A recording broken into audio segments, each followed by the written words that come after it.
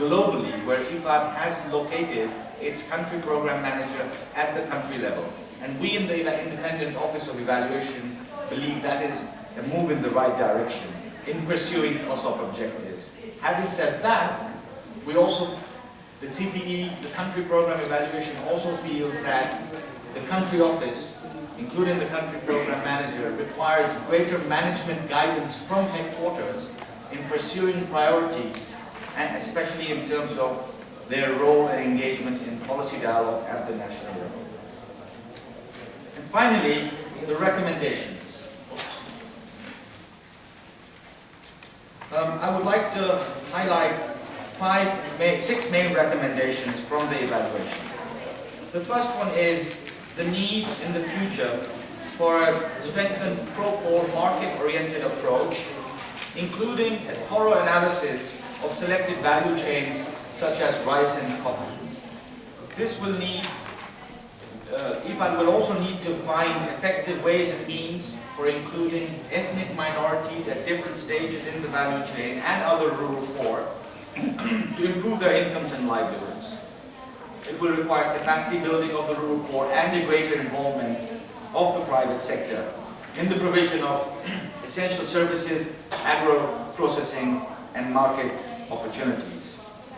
There is need for a more realistic geographic coverage, which includes financing projects in contiguous provinces as part of a single operation. This will facilitate a move from the current area-based development activities to a more strategic and thematic model covering wider geographic areas and more poor people. The third one is to develop a more favorable credit environment for smallholders. The provision of rural finance to rural areas is a major structural gap currently in the agriculture architecture of the country. And we believe that this gap needs to be filled as quickly as possible in order to transform smallholders into smallholder farmers into profitable business moving forward. The fourth recommendation is for closer partnerships with multilateral organizations and the private sector, especially with the aim of contributing to pro-poor policy development in Vietnam, but also for scaling up innovative approaches that have been successfully tested and piloted through projects.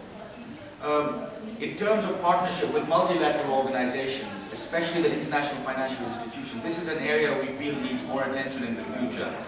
Apart from the counterpart funding from the government, in the past, insufficient resources have been leveraged from other multilateral organizations.